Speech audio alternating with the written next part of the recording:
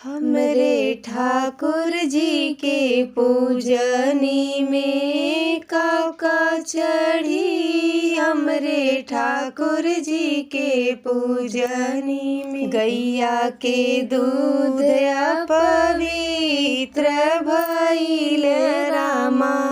गैया के दूध पवित्र भइल रामा। छड़ने दिहल जूठारी हमरे ठाकुर जी के पूजनी में कैसे चढ़ी। हमरे ठाकुर जी के पूजनी में हमरे ठाकुर जी के पूजनी में काका चढ़ी। हमरे ठाकुर जी के पूजनी में बागों के फूल पवित्र भइल रामा। बागों के फूल पवित्र भइल रामा।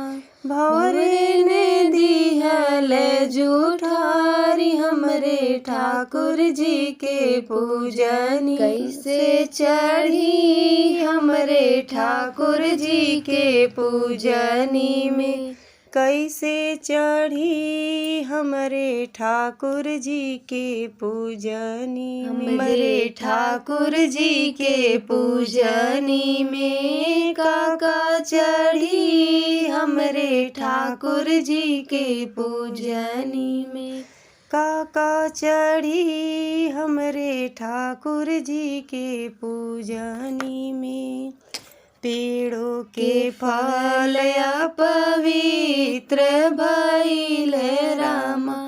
पेड़ों के फल पवित्र भइल रामा।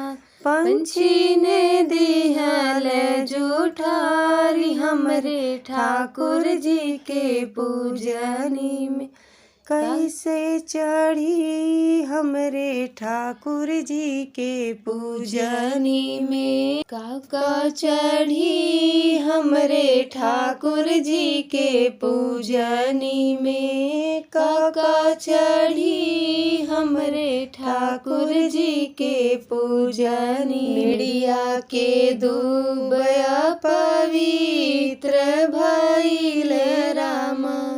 मिड़िया के दूब पवित्र भइल रामा। बकरी ने दिहल जूठारी हमरे ठाकुर जी के पूजनी में कैसे चढ़ी। हमरे ठाकुर जी के पूजनी में काका चढ़ी। हमरे ठाकुर जी के पूजनी में गंगा के जल पवित्र भइल रामा। गंगा के जल पवित्र भइल रामा। मछरी ने दिहल जूठारी हमरे ठाकुर जी के पूजनी में कैसे चढ़ी। हमरे ठाकुर जी के पूजनी में काका चढ़ी। हमरे ठाकुर जी के पूजनी में अक्षत रोलिया पवित्र भइल रामा। अक्षत रोलिया पवित्र भइल रामा।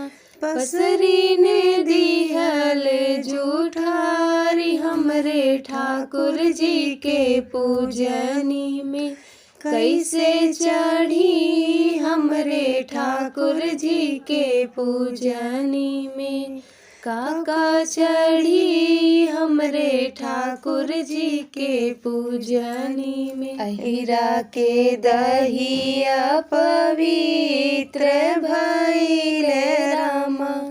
अहिरा के दहिया पवित्र भइल रामा।